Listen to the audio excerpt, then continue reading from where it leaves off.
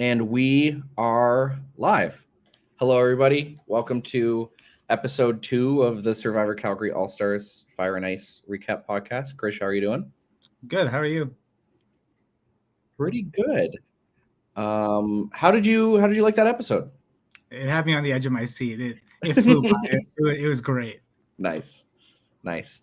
Let's just get right into the recap here. We do have Willow joining us all the way from UK later on today, and Cole will also be joining after that vote. But we initially see the um, the impact that the vote has on the other tribe, actually, which is mostly for Cam and Taylor, considering they probably had the largest relationship with Kristen going into the game. What did you think of this early Phoenix one? We can get into the more alliance based stuff after the challenge because that was happening more towards that part of the thing. What did you feel about how people are seeing the Kristen boot and the body language analysis and everything? I thought it was pretty interesting. I think half the group is pretty happy that they don't have to deal with Kristen, but then like Cam and Taylor, it definitely showed that they were a little bummed that she was out, but she might come back. Who knows? Mm-hmm. The other thing we saw is that Cam apparently wants to start a showmance with Shervin on the other side, who he's never played with before. What do you think of Cam's gameplay right now over on the Phoenix Tribe? I mean, Sharon's a pretty good looking dude. Can't really fault Cam. Let's start off there. Gameplay wise, I think he's doing a pretty good job.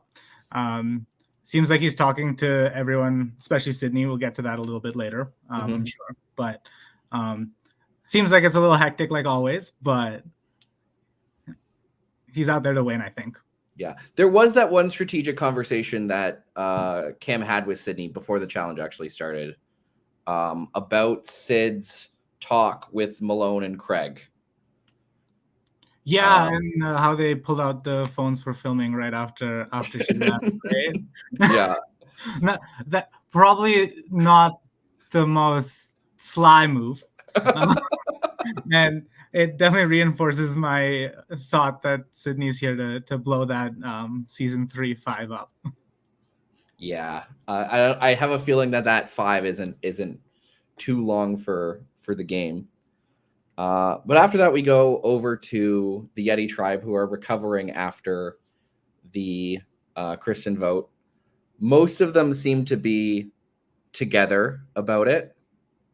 They might have been a little bit worse for wear from just going to tribal council, but most of them seem to be fairly okay with the whole thing and how it happened by the end of it. Of course, we didn't see a conversation from the person who probably was the least happy with the vote, which was the person who voted for or with Kristen, which was Willow. We only saw her confessional toward the end of it. What did you think of how they were sort of talking about like putting a lockbox thing from Cole's cooler on everything before the challenge? I thought it was pretty funny. It was pretty clever, but I think now that everyone on the Yeti tribe has seen the number 34, it might be a little bit harder to make that, like, to fool people. Yeah. And then towards the end of it, we see that Willow found something. Oh, I was convinced the whole episode. I was convinced. I was screaming at my TV at tribal council. Oh man. And going straight from that into the challenge itself, it was the Robert Thompson Memorial Relay. For those who are unaware, in season 1, Robert was a player who had a lot of problems with knots. There was 2 challenges where he had to untie a knot, and both of the times he was by far the last one to finish untying the knot. So we felt like we had to have some kind of homage to him on this episode. And so that's what we did. We had Kristen tie one of the tribe's knots for extra cups. She chose to do it for the Yeti tribe, which ended up being the decider really for this challenge. What did you think of general performances across the board? Overall, it was like pretty even. The only issue, as Kristen said, not today. Eh, Something to note too is both duos in that puzzle solving aspect of the challenge did it faster than production was necessarily expecting. In our testing and stuff, we were expecting a 20 to 30 minute solve. By the overall solve time, I think for Craig and Cam was probably about 15 minutes, which leaves like Cole and Robin probably having like 10 to 12 minutes on the clock by the time the challenge ended. Probably more like 12. Which is damn impressive from both duos. I would not want to keep them around too long to have to face in any puzzles. That's for sure. Yeah. What did you think of the puzzle and the challenge overall? Like, what do you think was the difficulty in getting that done? I honestly, sitting at home, I thought the puzzle would take me like half an hour, 45 minutes just watching it. I'm shocked that it took them 15 minutes. That's actually unbelievable. It also shocked me how fast they finished the beanbag toss after watching seasons 2 and 3, where there was always one tribe that failed the beanbag toss. This time they got done. And 3 different people for each tribe. That's like unbelievable. Yeah. Generally, I think like we're sort of seeing that there aren't really any slouches on these tribes for challenges so far. No, challenge performance is not something that you can really base your votes off of, which makes the voting so much more tricky. Which let's before we get to that vote, let's quickly go over to the Phoenix strategy. It seems like Timothy is having a hard time. Yeah, I think once they go to tribal council, it's going to be between Tim and Malone. And you think Malone is falling into that number 2 slot that seemed to be bringing up in that conversation towards the end of the Phoenix portion? Yeah, and I think that Sydney is really wanting to get Malone out, and I don't think she trusts that 5 at all. So I could see her moving over with Cam, Jackson, and Tim, and potentially swinging someone else to vote Malone out. I feel like there's some aspect where everybody thinks that Timothy has an idol at this point too, just based off of his insane performance in season 1 finding things, and whether he does or not, we don't really know quite yet. I've heard that the Survivor editors like hiding things, but it seems like the players are convinced that there's an idol around, which means that they do have to find a number 2. We saw the kind of panic that theoretical idol can hold on a vote in this tribal council in Yetis, which let's get over to that tribal council that Yeti had. What are your initial thoughts on that panic? It was chaos, and I loved it. It came out just at the right time. Time to go to tribal. Cole scrambling, talking to Willow last minute, trying to talk to other people. It was good television. Yeah, and Willow had the advantage of having a burlap sack with blue tape on it, which is usually the sign of some kind of advantage on that colored tribe. So we know now that it was the lockbox combination number for the Yeti tribe. Yeah. Or at least one of them, but not quite an idol. What did you think of the actual scramble? What did you think of Robin's positioning as sort of the backup for a lot of people, or Sean's positioning as sort of the backup for people? Yeah. I mean, it sounds like Sean was the backup for some people, but Robin was also the backup for someone because she also got a vote. Yeah. I'm really interested as to who cast that vote. I have a suspicion that it might be Sean. I believe it was Sean. I could be wrong. Okay, that would make sense in case Willow did have an idol. That way he was protecting himself. But I think that Eric and Sherwin are both in very good positions on the tribe. They have the two alliances of 4 with Eric and Sean, and then with Cole and Robin. And the overlaid core 4 where they're the 2 in the middle.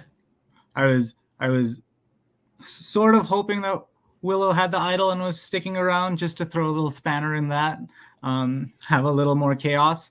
But next tribal council, if Yeti does end up in the losing position again, Eric and Sherwin are going to have to make a decision, which will be interesting. If you are Eric or Sherwin in that situation, which of the two do you pick? I think I would pick Cole and Robin To because go with or to vote against? To go with, because once the merge hits, those are two bigger targets. Whereas if they take Sean and Evan, once the merge hits, Sean and Evan aren't going to be the ones that the other side is targeting. Still keeping the sort of threats versus non-threats from thought going from Yeah. And then we got the tribal council. Unfortunately, Willow did not hit the shot in the dark, and the idol was not real. Yeah. Any final thoughts on the thing before we bring in Willow and Cole for questions? Nah, it's just like both Megan and I were yelling at the TV. The tension was real. Okay, well, let's bring them in here. Willow and Cole, welcome to the pod. Hi. Any initial things you want to say? I'll let Willow go first. Oh, I was gonna let Cole go first because I'm a gentleman, if nothing else. But just that I'm, I'm heartbroken and I'm not over it. And you've made an enemy for life, Cole. We had a moment in that episode where Cole is holding the chair over his head as he's telling Willow, who has now showed him the supposed idol, I'm going to flip this. I'm going to flip this. Cole, did you intend to flip this? No. And Willow, did you believe Cole intended to flip this? Not for a second. Not even for a second. I think Not we for a both knew that millisecond. neither of us believed the other person. And we're just like feigning at it that, oh, we can trust each other kind of, I guess. But no, at that point, I knew that she didn't trust me. And at that point, I knew that her idol wasn't real after she had like pulled it out of the bag and it looked very flat. I think if it were a real idol, or if she had told me like, hey, I actually have a number for the lockbox. If you keep me around, maybe we can work together and I can tell you what it is. I would have maybe tried something because I knew that Willow was like decently close to me compared to the rest of the tribe. But if Willow's lying to me and I already have this easy vote in place, then it made sense for me to vote her out. Willow, do you think that there could have been things that you did differently in this tribal council, or do you think by this point you had already been put in a rough situation from the Kristen vote? I think there was no getting out of it, to be honest. I think I didn't realize when I was initially put on the tribe how on the outs I was, because I really like people and I like to believe that people are good, ignorantly maybe. But I didn't realize, and my initial gameplay, I was like, oh, I think people are going to be like rearing to go, ready to go. But I didn't realize that was so literal and people already were like, and we're together. I was like, I'm going to get to know people and it's going to be great. I'm here to have a good camping weekend. When we go to tribal council 2 times right off the bat, there is a time to get to know people, unfortunately. Yeah. That's true. But I didn't realize like how on the outside of the game that I already was. So I don't think that because I didn't have any initial alliances, there are people that I definitely could have if we had stuck around, if we hadn't been put in the position to be going up to tribal, that I maybe could have gotten to know and built relationships with. But at that point, even if I hadn't voted for Kristen, which is really what I think they were using as like an excuse, because I am good at the game, and I'm good at puzzles and I'm smart, and that's shown in my previous season and everything. But yeah, I don't think there was anything. Even if I'd voted for Sean with everyone else, I still think they would have been like, oh, well, she was on the knot and that took the longest, so we got to pick someone, because at that point, so early in the game, you don't really have things to pin, so you're reaching it, grabbing for straws, trying to be like, okay, well, I'm friends with this person, alliance, blah, blah, blah, blah. This person's on the outs, get them out. Yeah, this is a group that's been together for an hour approximately in total at this point. Maybe an hour and 20 minutes or 30 minutes. So, yeah. It felt like days, but yeah. Krish, do you have anything to ask here? I'll have a question next week. I'm Okay. really Well, I have one more question for Willow here before we ask for some sort of final thoughts. The actual challenge itself, those knots, we sort of got an idea just from seeing them. Can you describe how much more challenging those knots were than the ones that the Edge Esquire made for the Phoenix tribe? Oh my gosh. It was like I'm trying to think of a good way to put this, the best analogy I can put this in. But it's almost as if you were putting things away in a cupboard, and every time you turned around, the cup was back. It was like, I've just put the last cup in the cupboard. Where did that cup come from? I've just put the last cup in the cup. Where did that cup come? And again and again and again. I just undid this notch. No, there's another knot. Wait, I thought I just undid this one. And it was just sitting there like again and again and again. And I'm really good with knots, thankfully. Like, I still think, honestly, I ate it up. No one can come for me on that one. I don't think anyone on my tribe would have been able to do better at that. I think it was just so much pressure. And I think what made it worse is not only do you have a camera on you, but you have all my teammates staring at me, waiting to go to the next thing. I can see out of the corner of my eye, Malone when he finished. And I'm just trying to focus. But again, it was just another knot, another knot, another knot. And yeah, it was terrifying. It was very infuriating. In a similar sort of way where I think you felt like by the time you got to that tribal council period, you were probably already dead. I think by the time Kristen finished tying our knots, we were probably already dead in that challenge. I think we had a pretty large obstacle to overcome compared to the other tribe in terms of just like where that balance was. But yeah. Cole, final question for you as well. What was your awareness of Eric and Shervin's other core four? I think I had like an idea that like Sean and Evan were tighter with them, but I don't think I realized that it was like a core four. In my mind, like I think going back like to these last two votes, there was like part of me that was like, yeah, I'm closer with Kristen and Willow than these other people would be. So keeping them around would be beneficial for me.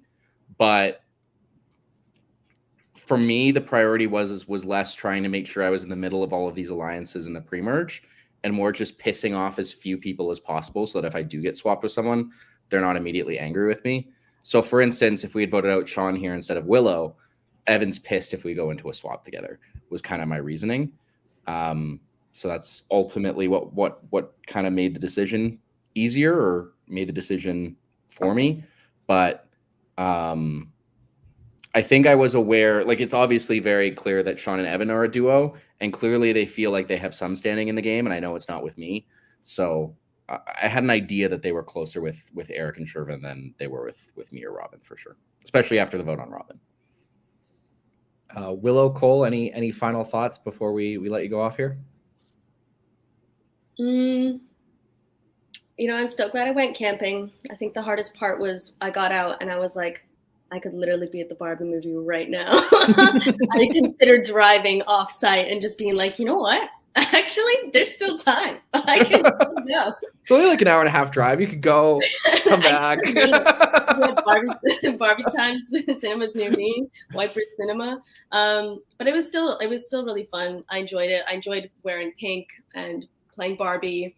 I don't know if you put it in there. In the first episode, I noticed about my dream and my predictions, which are right, intuition, godly. But it was funny in my dream because the last thing that happened was me going up against Malone. And then I went up against Malone and I was like, and it was like, that was the last thing that happened. So probably that was a sign that was going to be the end for me anyway. Because that's when my dream ended. So I should have seen it coming, really. I think I had a mental note to try and put that in episode 2, but I forgot to tell Keegan about it.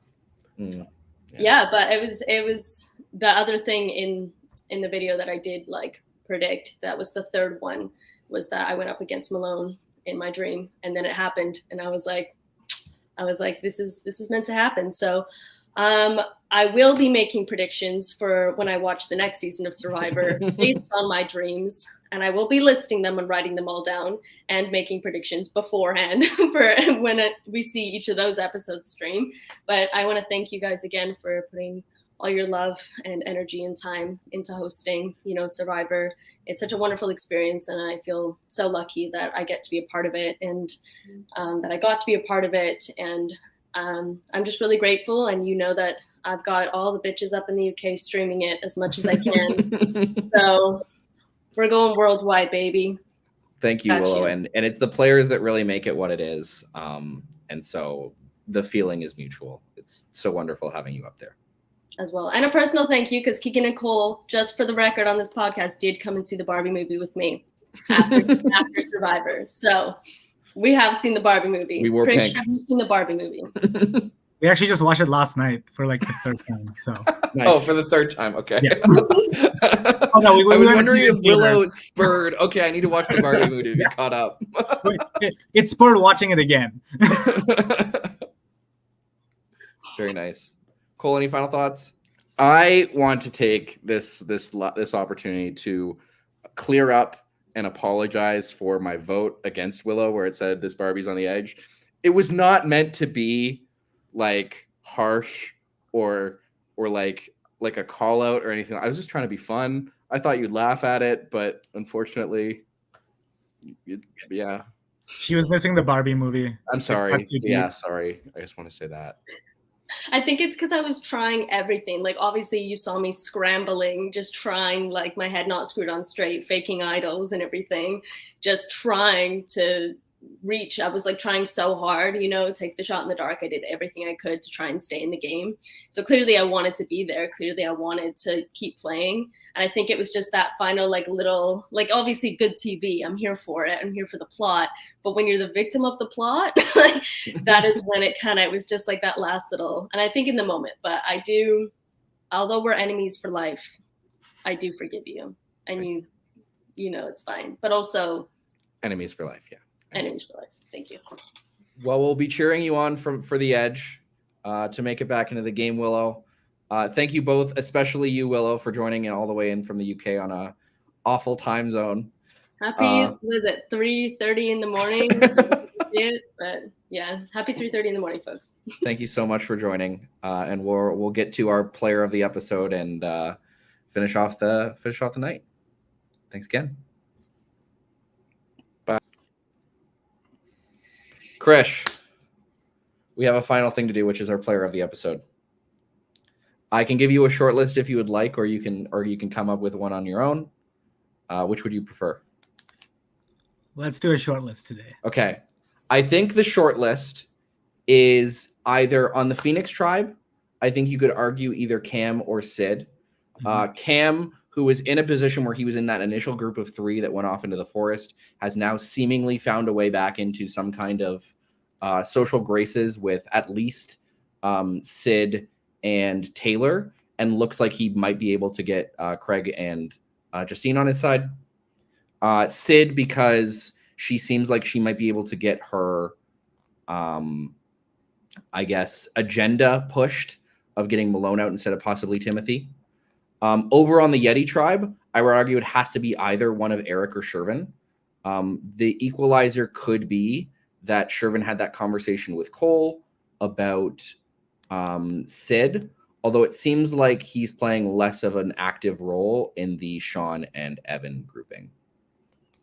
Yeah, so I gave Eric player of the episode last week, so I'm not going to double up yet. There's too many players that are doing too much to throw it all in one basket, I think, right now. Got to spread the love. And I think we're going to go to Phoenix this week. And because I think that Sid's scenes stuck with me, because from that tribe, all I can think about is that she's going to blow up that season 3-5. So I think that I would give her player of the episode. So Sid wins player of the episode. Congratulations, Sid. We're getting one of each tribe now. We'll see how that shakes up going forward. Any predictions going for next episode? We saw a preview of everyone at Tribal Council as the challenge is starting. Yeah. Who knows? But we're hoping for a Yeti win. Let's go, Yeti. Go, Yeti. I want to see what goes down when Phoenix actually does go to Tribal. Oh no, it'll be super exciting. Plus, like at this point, cheering for Yeti, and if they don't win the challenge, it'll be a fun ride. We'll either watch them flame out, or I don't know. I'm trying to figure out a nice analogy, and I can't figure out one right now. Freeze. Yeah, just freeze out there. Well, thank you for joining me today, Krish. We will be there next week at the same regular time. We were a little bit later this week. Should be around 7:15. Again, next week, 7:15 Mountain Time. See you, everybody. See ya.